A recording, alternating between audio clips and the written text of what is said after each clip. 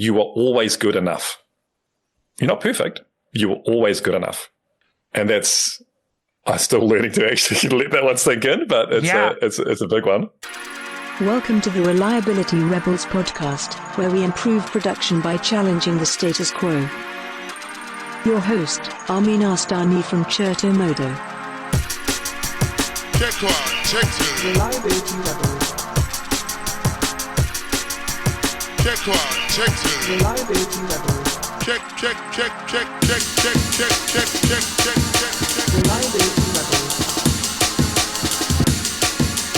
Welcome to the Reliability Rebels podcast, where we explore how to make software and systems more reliable by challenging the status quo. I'm your host, Amin Astani. Today, we're going to explore a difficult yet worthwhile topic, mental health in our industry.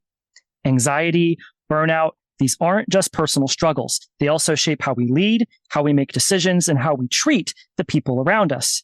And yet, we keep them mostly unspoken, not because they aren't real, but because silence feels safer, especially when our career is involved. But here's the thing. Silence isn't neutral. It makes things worse. And leaders who do the hard work of understanding themselves and then name and work through what they're carrying inside, they don't just feel better. They prevent the already stressful job from becoming even more stressful for themselves and their team. Challenging the status quo isn't just about talking about mental health, but refusing to normalize the silence that benefits the organizations and cultures that would rather do nothing.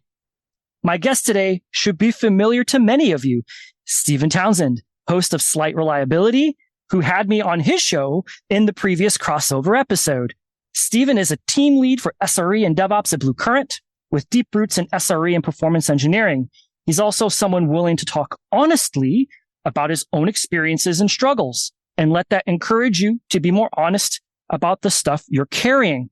We're not mental health professionals, but perhaps today's episode can provide some ideas to point you in the right direction. Steven, good to see you again. The tables have finally turned. Good morning. Oh, I don't know. It's morning for me, but it's so good to be here. I'm really looking forward to this conversation.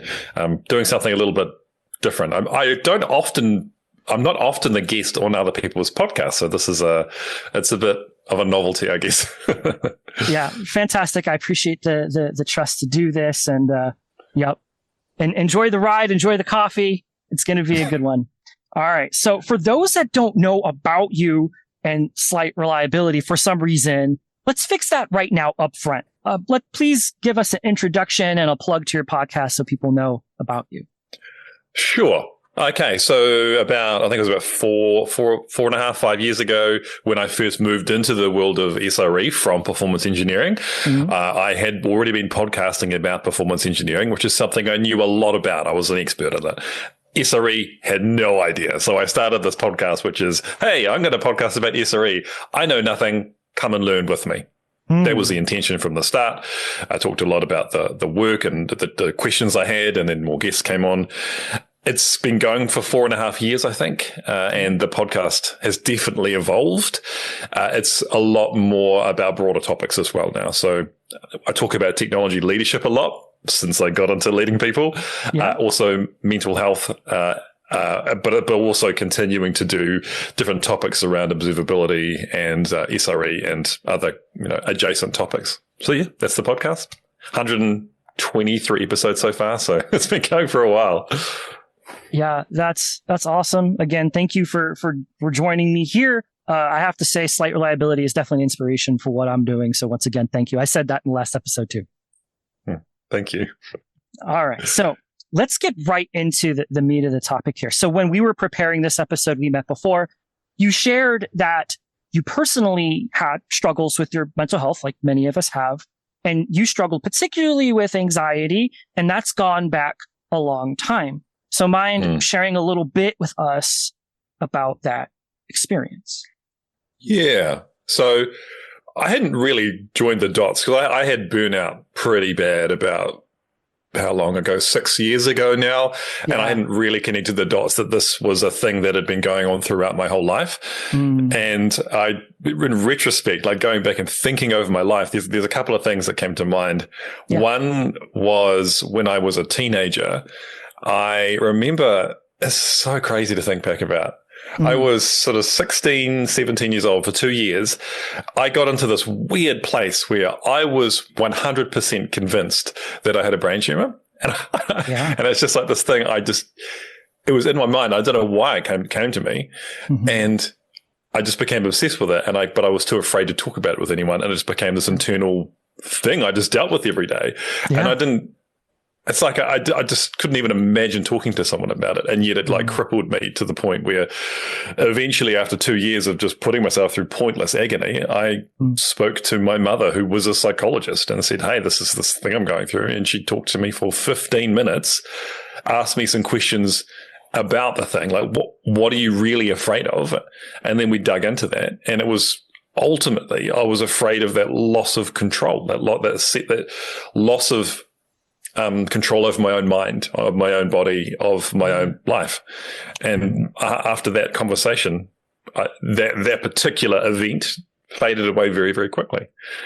Wow. But then sort of continued. I didn't really have any major events until later on in my life, when my career got intense and I didn't have the tools to sort of manage what was coming at me and how to navigate that. Yeah, so that's it goes back even earlier. I remember being a very small child and lying awake at night, just unable to sleep, panicking about things and that kind of thing. Yeah. Yeah.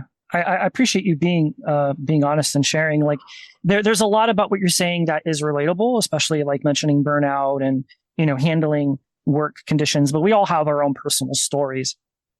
It's really, really cool that your mom is a psychologist and had the tools, already ready to go to help guide you through, challenging this thing that was consuming your mind and emotions. Yeah. So like, let's rewind a little bit. You put the fear to words with someone that you trusted, and you said it out loud. And the act of doing that, do you feel that the act of doing that was a big piece of the puzzle, or was there more? I think there was definitely a big part of the puzzle. I think if there's a thing that you are terrified of, part of it is that you don't want to name it. You don't want to acknowledge that it's real.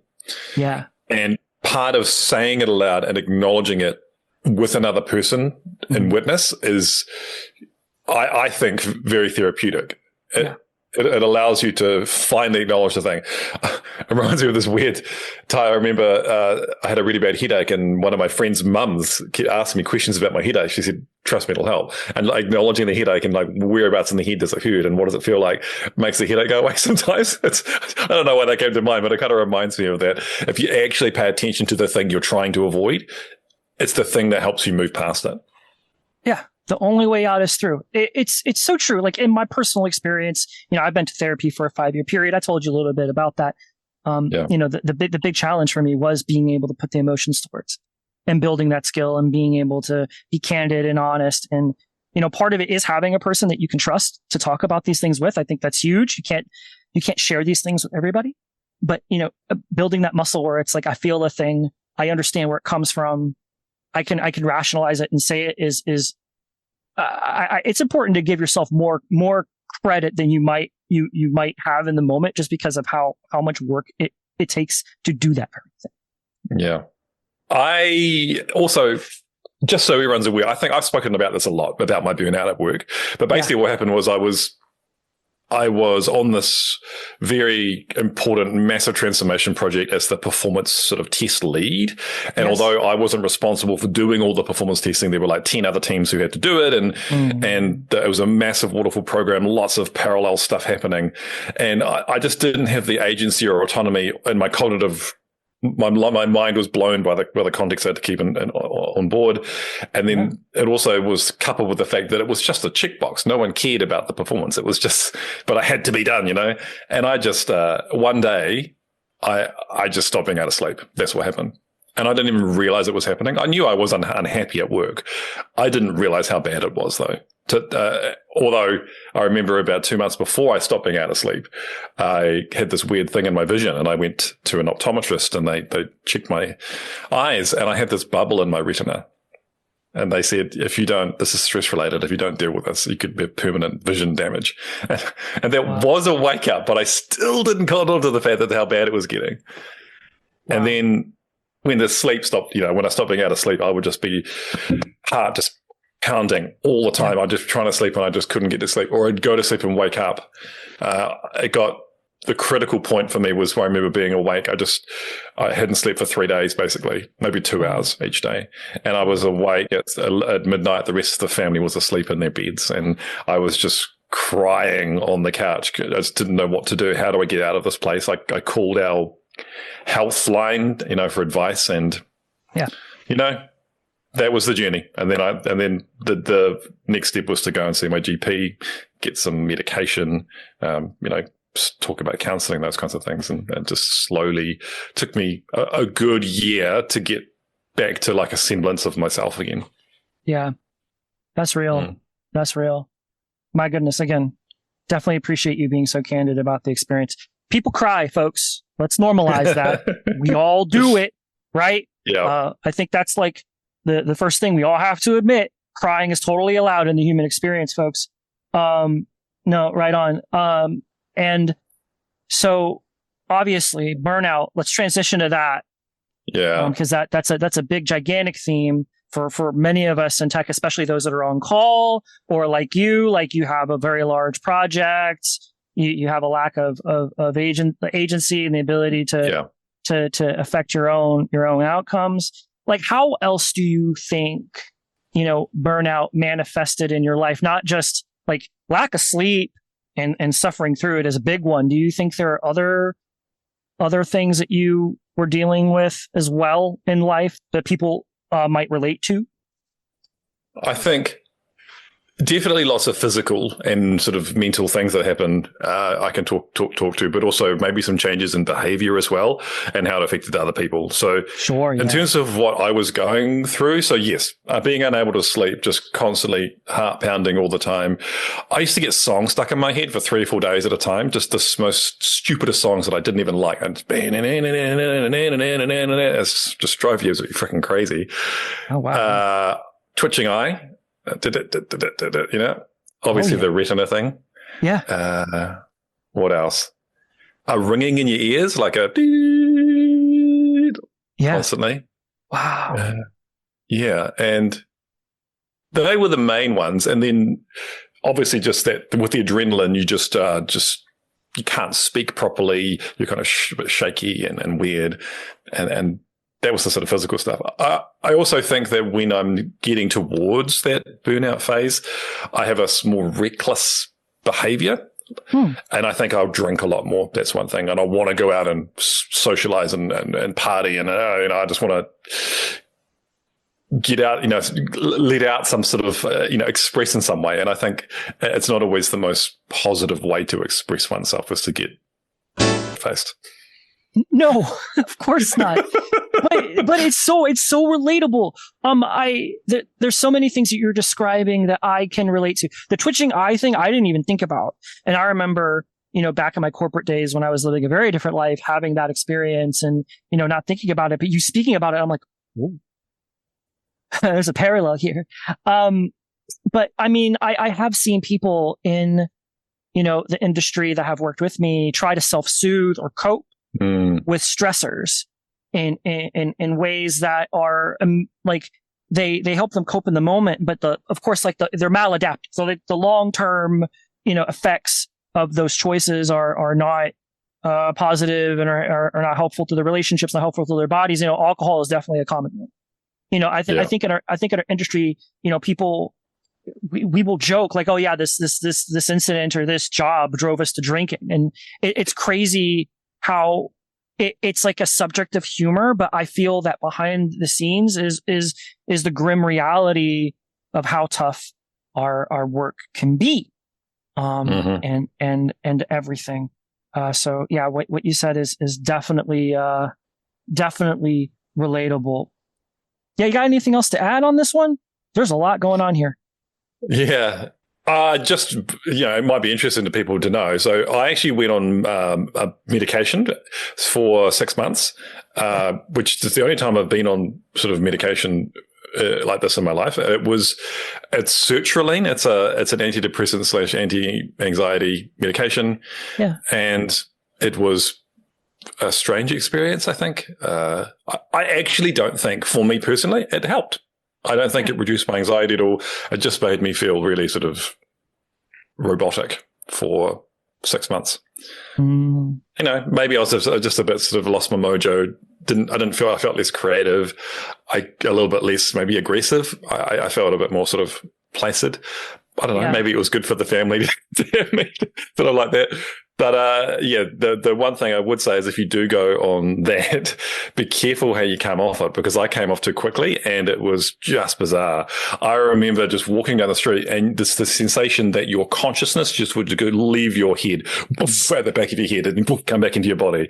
Ooh. And it was just so disorientating because I tapered down way too hard. Yeah. Yeah.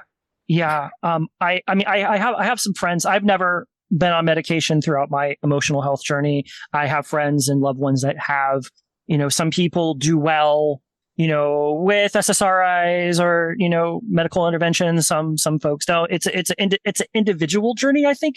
Yeah. But yeah, I have heard tales like yours where, you try something and there are side effects or there's, experiences that are a little goofy. But yeah. And I also want to say, just because it didn't have a huge effect on me in terms of like reducing my anxiety, it was the other things I did which helped, I think, more. Mm-hmm. I have known people where it had a profound effect and just made them feel so much better. So I don't want to take away from medication. It's a fantastic tool if it works for you, right? Just 100%. Find the medication that works for you. Yeah. Yeah. So you've done a lot of counseling and so therapy, and you found that helps you? Oh, you can't help but not interview me. That's so funny. We're going to go with it. We'll go with it. This is a partnership this episode because we both have. Well, it fits in because I've just started my counseling journey, so we can talk about it. Very good. I love this. This is awesome. All right, then. Yes, I went to therapy for 5 years. Initially, it was like once a week, once every 2 weeks, but there was a period back in 2021 where I went 4 days a week. Wow. And it was the most intense thing that I ever did on an emotional level because I was doing analysis. Now, psychoanalysis isn't something that's common, but I found a badass therapist that I worked with over this period that did it. And, she basically gave me no quarter, like anything that I revealed as part of the process of doing analysis, which is very specific and systematic, like it's a mirror, and you're seeing aspects of yourself every day, the positive and the negative. It really is a vehicle for self-recognition and understanding the good bits of yourself as well as the challenging bits of yourself and being real about those things. If it wasn't for going to therapy, I would not have the tools to name my emotions, to properly cope with them, to understand myself, to understand what I want, right? That's a big thing. Yeah. Right? Like a lot of people in tech are people pleasers. I was the king of the people pleasers. I was the hero complex. Like a lot of us that are on call, we love jumping in the fire and proving to people that we're awesome. But, behind that is a massive wound.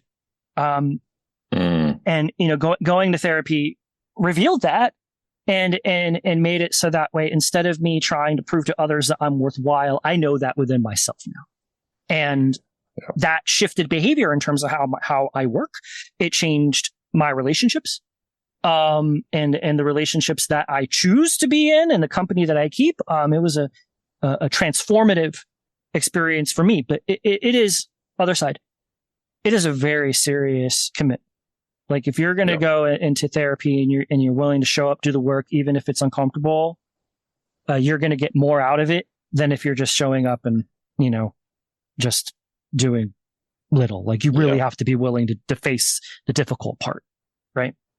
I think, so I've just started. I've had 2 sessions with a counselor. Yeah. I don't think it will be as intense as what you're talking about, but the goal is the same. We've already talked about it. Ultimately, she thinks that a lot of the reason for my anxiety is that I don't actually accept myself. And so it's about identifying trauma in a way and sort of working through that. I don't even know what to expect yet. It's still early days and she's sort of easing me into it, right? But it's been pretty interesting so far. And if nothing else, I'm getting some almost like I've been calling them mantras. She doesn't call them that. I do. Some things that have sort of helped me. And one of them is that there was a study done that shows that human beings always do the best that they can, given their constraints, right? Yes. I think that's amazing. So just to think back and go, whatever's happened in life, like everyone has these regrets, like, oh, I wish I'd done this, or I'm not good enough here, or I failed there. You did the best that you could, given the constraints at the time, you know? That's right. And so you just have to accept that. I did the best that I could, you know? It's okay, right? Another one she keeps talking about is you are always good enough. You're not perfect. You are always good enough. And I'm still learning to actually let that one sink in, but it's a big one. Yeah. Wow. Yeah. Self-compassion, man. That's big stuff. Easier said than done, right? But it's just, we're so hard on ourselves. So many people are, you know, it's unnecessary pain, you know? No, 100%. You brought up something that I'm just going to fast forward through the questions now because you brought it up naturally. So I think you and I have been dancing around this subject, but let's jump right in. We're talking about perfectionism now, where we as professionals, a good number of us, we place impossibly high standards on ourselves. You know, we're like the first ones in the office, we're the last ones out, right? And we do not tolerate a failure, you know, to the point where if we examined our behavior towards ourselves as if we were doing it on someone else, we would be thinking we were terrible, abusive people. Yeah. You know? So do you identify with like, it sounds like you identify some with perfectionism and like, you know, like struggling with that and holding too high of a bar for you as a human being 100%. In the world, right? Yeah. The thing is, if I was to do all of the work that I do to the level that I want it to be at, I would be investing weeks into the smallest thing. And it's just impossible and not sustainable. Yeah. And it is very difficult for me to do even what is a pretty good job. And I just feel so unsatisfying. I'm like, I could do it better. It's not, you know, it's really hard to let that go. I don't know. Do you resonate with that at all? I definitely did in the past. I consider myself a recovering perfectionist. You know, there was a period in time where I would be very hard on myself if I made any mistakes, and it would be mistakes at work, or it'd be mistakes relationally, or it'd be anything. Like I did not allow myself, you know, any ability to fail. But the funny thing about that is, you know, I'm treating myself like crap while at the same time going to blameless postmortem meetings and saying technology and process, not people. Isn't that messed up? It's like our very discipline as DevOps and SRE professionals has part of the solution, and we are preaching that solution every day in meetings, and yet we cannot internalize it ourselves. I had never thought of that before, but it's 100% correct. I had a blameless postmortem session yesterday, and I'm saying the things that you're talking about. That's what I'm saying. And yet, later that day, with my own work in my own head, I'm blaming. Yeah. Oh my goodness. Isn't that something? Process and technology, not people. You know, Ben Trainer Schloss from SRE, the original SRE practices. And we're saying it, we're preaching it, we're implementing it for our teams. Do not implement it for ourselves. Like, let's pledge to ourselves that we will try, you know, to not put so much crap on us, you know, when we make mistakes. We're humans, we are fallible. And it is through the failure that we learn in the freaking first place. I know.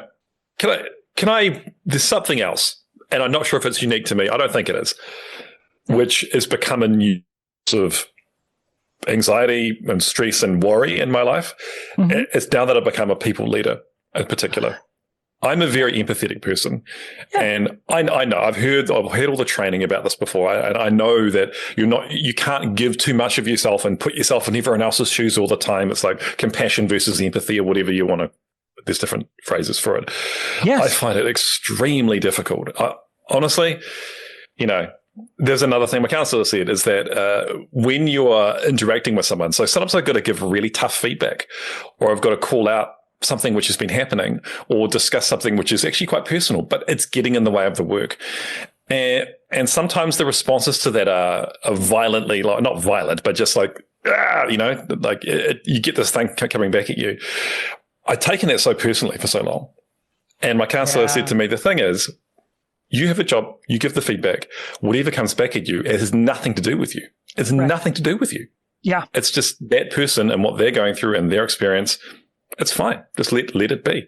All you can do is just, and I find it so hard to keep that distance, Yeah. I don't know. Can you relate to that? 100%. I mean, I was in management for a long time prior to becoming a consultant. And, or in my early game when I was, getting the ropes of being a manager, there were times where I had to do the crucial conversations or provide that feedback or even, do all of the personnel leadership stuff leading to a termination. I had to do some of that. And you want your team to like you. You want your team to like you, man. And that unfortunately is a problem because it holds you back from the thing that you need to do. You are responsible for the technical output of your entire team.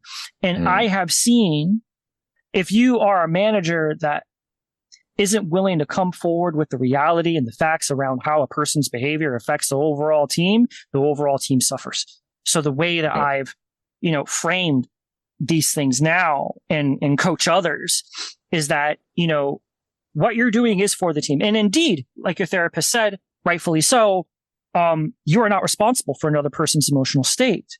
Yep. If they respond or react to the feedback that you're giving with aggression or whatever, that's their deal.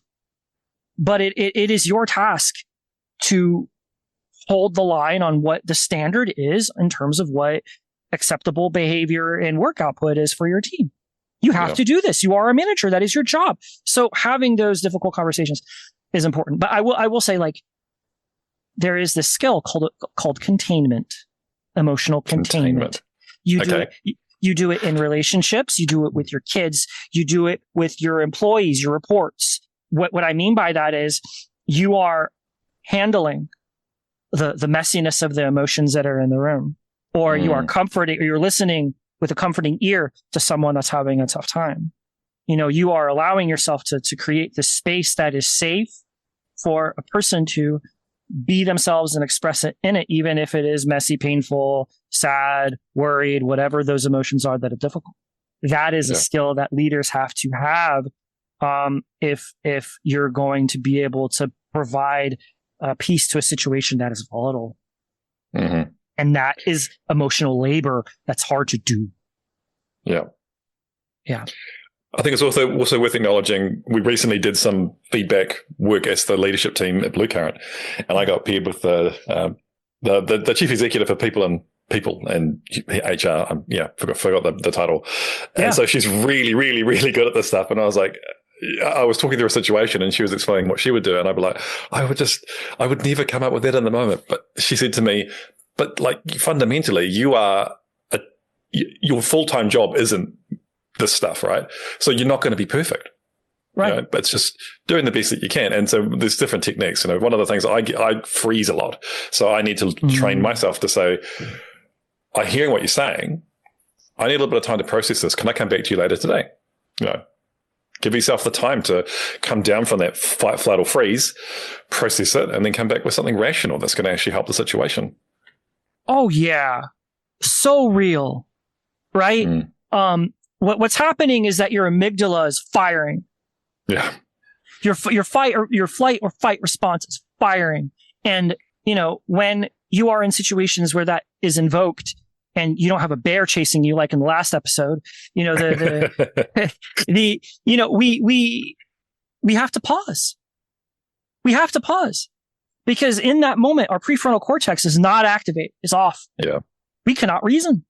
So I think that advice is totally spot on and backed by medical science. And I think it's reasonable to say, hey, let me return to this conversation a bit, or even just be like, hey, give me a minute, take some deep breaths, and then be able to resume. I know what that is like.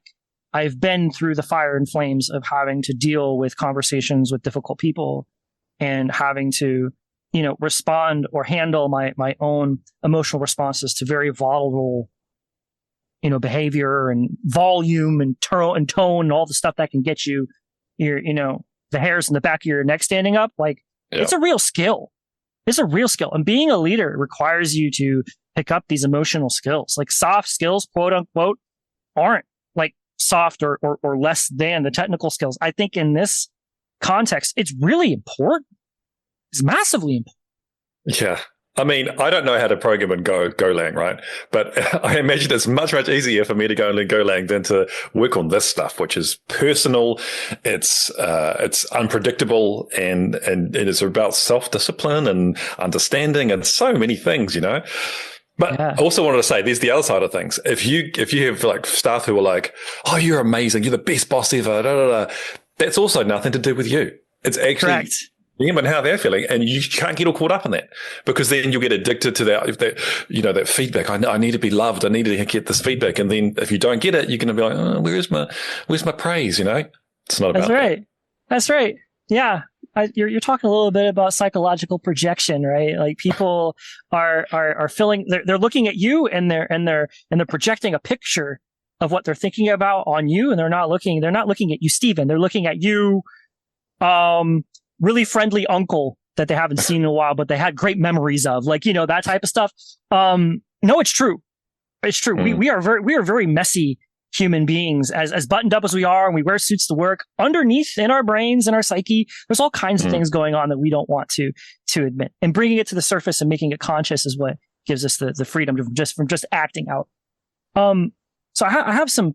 This is awesome, by the way. I love our meandering. But, like, as a leader, I think this is a really important question for you. So, as a leader, what other skills or things have you learned, or what behaviors have you had to shift, understanding, the things within yourself, and then how you act as a leader, so that way those things are not affecting your team? How do you show up for your reports, with this increasing self-knowledge? Okay. I think what comes to mind, one of the things is actually understanding each person in your team and the unique ways, their unique qualities, and the way that they like to be communicated to, the way they like you to work with them, and being able to adapt to that. You can't treat everyone the same. That's one thing. Right. Mm-hmm. I think also transitioning from a hands-on engineer to a leader, and this is something I'm actually not very good at yet, is to shift from I do to I coach. It's hard, especially if there's a thing that you know a lot about and you're very good at, and you're like, I need to coach this person to do this thing, and I'm not going to do it myself. It's obviously very much faster for you to just do it yourself in that moment, but lost opportunity for someone else to learn, lost opportunity to scale out that knowledge across into other people. Yeah. Coaching's, I've only really succeeded in coaching with specific feedback or like, I need to coach this person through a particular behavior. I've done that a few times, and I've prepared a lot for those moments. But in terms of the work in coaching, I'm not very good at it yet. Yeah.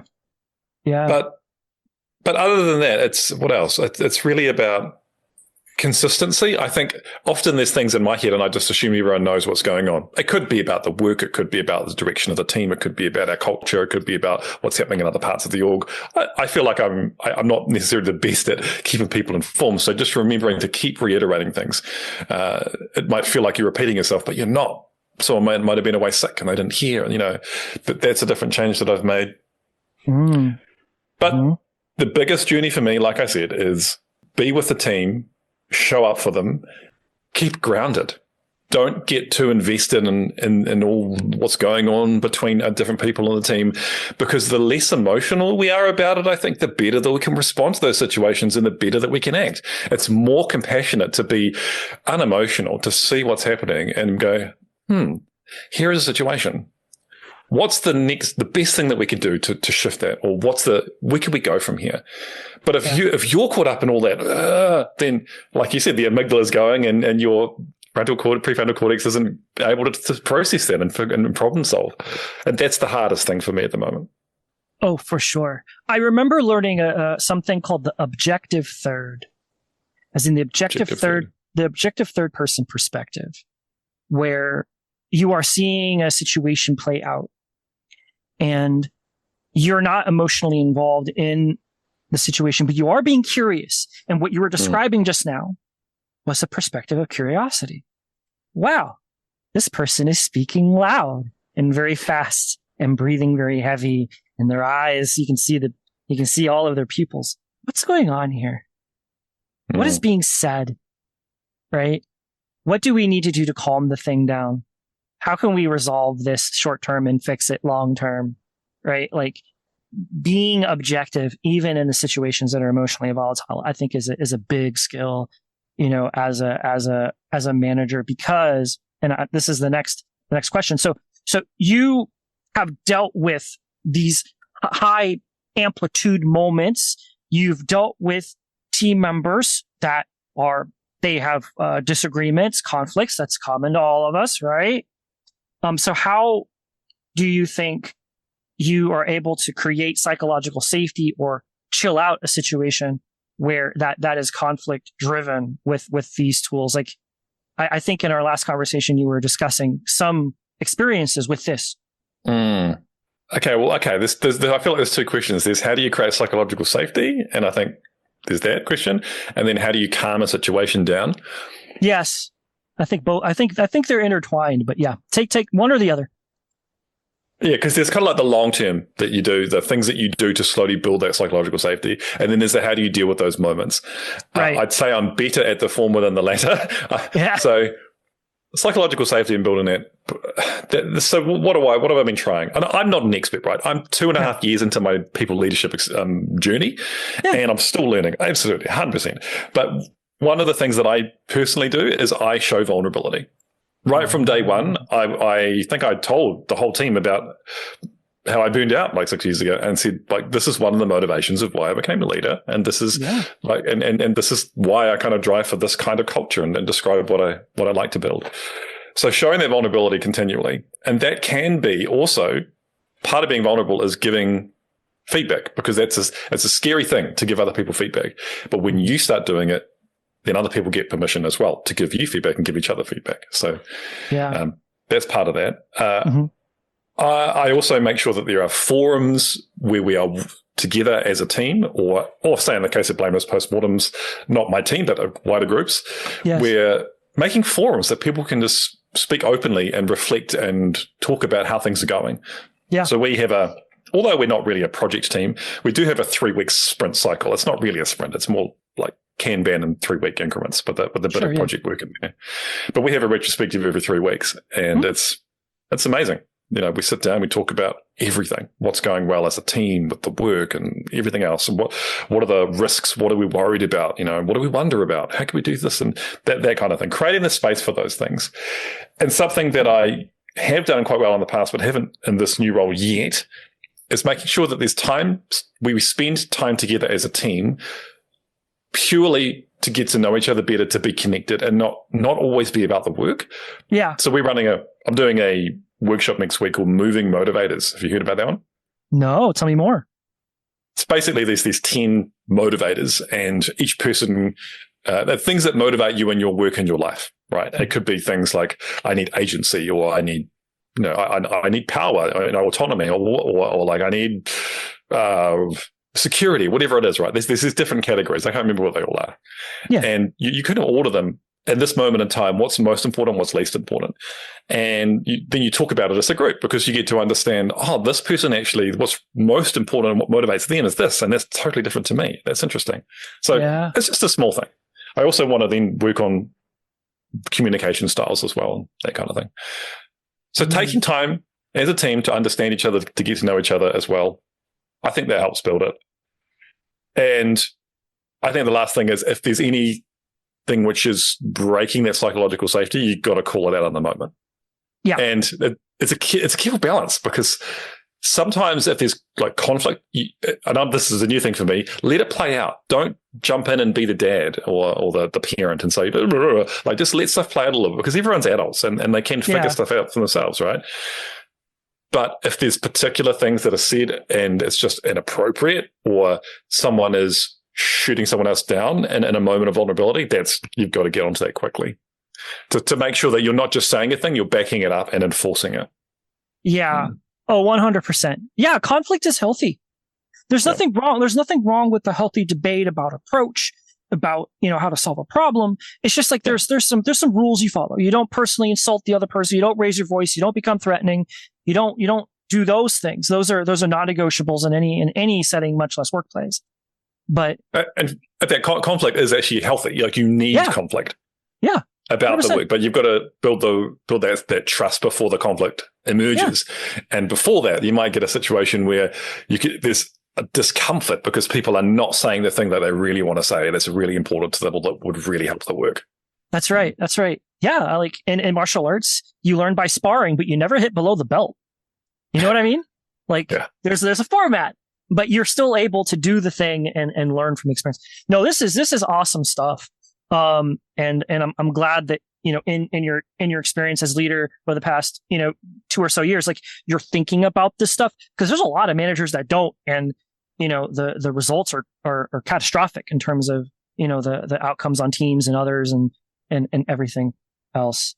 There is a price, though, not a price. Like, I have definitely invested a lot in leadership and understanding in that area. Yeah. And in terms of technology, I am completely hands off now, which I probably, there's pros and cons to it, right? I think it depends what kind of leader you want to be, where you want to take your career. I'm involved in the technology more on a strategic perspective, like, how do we do this? What's our approach here? But I'm not actually on the tools at the moment. Yes. Although I was planning to do some stuff today. Well, I'm going to give you an opinion about this. I think that's fine. There's a bunch of tech CEOs out there in the age of AI that are like, no, we need player coaches. But what they're failing to realize is that leadership, like management, is its own career track, is its own skill set. And getting humans to be able to work together in concert to solve a larger problem is a skill, right? And you can't, just because, we have agentic doesn't mean that you can do management and engineering. Like, I tried to straddle that line for a long time. And I think to the point about burnout, it burnt me out because I was doing 2 jobs at once. So I want to celebrate saying, if you're a people leader, that's a job. That's a valid thing to do in an organization. Like, you don't have to be technical. Sure. Like, have a finger, in a pot somewhere, so that way the reality of what your team's doing, but you don't need to be like shipping diffs every day or something. And that's what I'm feeling right now with agentic and AI, is that with other things we're doing, like observability, Kubernetes or whatever, I touched that in my past, so I understand enough to have to understand what the team's working on. But actually, this agentic stuff, I've never actually been hands-on, so I want to get hands-on enough that I can understand, right, this is how it can work and be better for the team. Exactly. No, this is really cool. And I, for listeners, I hope you've gotten some interesting ideas, if you're a manager, like perspectives that will help you, manage conflict and deal with all of the stuff, dealing with humans, because it's messy. So let's take this plane in for a landing. I have one, subject that we can talk about before we wrap. So let's talk about work culture, Western work culture for a bit. When we are outside of work, there's like this implicit expectation that the things that we do outside of work is productive in some way. Yeah. So it's like we don't even have the freedom to just do the thing for its own sake. So what's your relationship with rest, Stephen? And like, how has that changed over time? Has it gotten better? Has it gotten worse? We talked about this, didn't we? A week or 2 ago. So this is the most recent. I didn't burn out, but I did get a little bit of insomnia, and this was a new experience to me. It wasn't about work; it was about what you're describing now. So I don't know. I feel guilty about spending relaxing time by myself, which isn't productive. So I produce 2 podcasts, right? Yeah, you do. Which is a huge thing by itself, and it takes a lot of time. Not only that, I put pressure on myself, to post stuff online about what I'm thinking about work, my challenges. I also create music, it's just, I'm constantly doing stuff which is productive, and then not giving myself the time to play a video game, just chill out and watch a TV series. And when I am doing those things, which sure, I'm not productive, but then they recharge my battery, and acknowledging that. And that's tough, man. Haven't quite figured a way to not feel guilty by saying, you know what, actually, I'm gonna, after dinner tonight, I'm gonna spend 3 hours, and I just don't want to be disturbed. I'm just gonna do my own thing, and it's there's no output, no outcome. Yes. Yeah. No, that's awesome. I think we all as an industry need to get off the treadmill, and for us to build in that confidence that rest is a good thing. Idleness is a good thing. Laziness is a good thing. Being bored is a good thing. 100%. That's when the creative stuff happens, right? And it's also at work. I think we are obsessed at the moment with 100% productive, which is like, we know from like understanding systems that is terribly inefficient when there's so much more slack time. And if you get enough slack time when you're doing the thing and you've got time in between and you've got time to think and get bored and you're like, man, we could do this better. Or, oh, wow, we could do this new thing and whatever it is, we need so much more than we're getting at the moment. Right. Utilization divided by idle. Isn't that a performance engineering equation? Yeah. It's like if you see CPU consumption and then depending on how many cores you've got and so on, like the more you get above 50%, and you just see the queuing that begins to occur because of that, it's exponential the higher you go, right? There it is. Yeah. And we only have one core. Like anybody that says they're multitasking is lying to you. There's no multitasking in humans. We are single processor. We have to context switch, and we don't context switch in milliseconds. We context switch in minutes. Yeah. Oh, 100%. In fact, I've heard something, it takes like 15 minutes to switch between two things really that you're working on. And when I see the number of meetings people attend and the 17 tasks they've got for the day, it's not sustainable. It's not fun. And the job that you'll do for each of those things is going to be degraded, the quality. Yeah, 100%. 100%. Well, to wrap, do you have any additional, like you're not a therapist, obviously, but you're going on a journey. You're learning things. Is there any like advice or seeds to plant that you want our listeners to hear from you? I think it's okay to not be okay. Yeah. Right? To be in moments with like, what is going on? I'm so miserable. I'm so stressed out, or I can't sleep. Just first of all, acknowledge that and just pay attention to yourself. I think it's really helped me to read books and to talk to people, to get different paradigms, different, those mantras I talked about. Another one was from this book, Happy by Darren Brown. And it talks about, things we all know, like the circle of control and influence and that, but just to wake up every morning and acknowledge the only thing I can actually control is what I do and how I think. And all those other things, the outcomes that I want to try and achieve, they're actually not in my control. And I think things like that, like different paradigms, like mindsets, frameworks can really help. But you've got to be disciplined about like not just reading it once and moving on, but just pick the things that you find helpful and remind yourself continually and work on those things and be in those moments and go, oh, actually, I'm really worked up about this thing. It doesn't actually matter. Do some box breathing, gain techniques, get information. If you have access to a therapist or a counselor, like if you have an EAP service at your work, use it. Like I had this thought of, but maybe I'm not. It's there are people that need it more than me. Screw that, man. Just go and talk to someone. You've got nothing to lose. You will learn something more about yourself at the very least, or you'll discover you don't like it and you still discovered something. Great. I don't know. I'm not a therapist or a mental health expert. This is just stuff that's helped me. Keep learning and be aware that there's probably so many paradigms and way that you can perceive the world that you're not aware of yet. Just go out and find them and they'll help you. Yeah. Yeah. No, I appreciate all of this guidance. I think there's a lot of nuggets of truth in there. So how should people reach you? If they're just interested in chatting you up on LinkedIn, maybe, or maybe be a guest on your illustrious podcast, how should they reach you? Yep. So I'm pretty easy to find on LinkedIn, Stephen Townshend. I'm sure there'll be a link in the description to this. I'm also on Instagram if you want to follow me there. That's probably the easiest way to find me. And I'm always looking for guests on the podcast, and particularly if you want to talk about this kind of stuff, fantastic. Or if you want to talk about more SRE leadership topics, I'd love to talk about like real experiences that people had and rather than the theory and the concepts. And my only thing is I don't want to talk about AI on my podcast. Not this year, because there's so many other people talking about it. I want to talk about human beings. Yeah. Fantastic. Wow. Stephen, a pleasure, man. I really appreciate the opportunity to interview you and to talk about such an important topic. This has been awesome. Super grateful for your time. Thank you so much, Amin, for giving me a chance to talk about, the stuff that's just so personal to me. And I know I've spoken about it by myself in my podcast, but it really means a lot to be able to share this part of me and for people to get to know a bit more about it. And like, it's not just about me. It's helpful for me to express this and talk about it.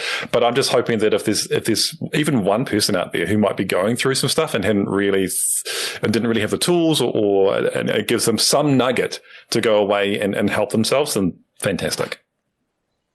Beautiful sentiment. All right, man. Until next time. Thanks, Amin. Thank you for listening to today's edition of Reliability Rebels. Until next time. Check one, check two. Reliability Rebels. Check one, check two. Reliability Rebels. Check, check, check, check, check, check, check, check, check, check.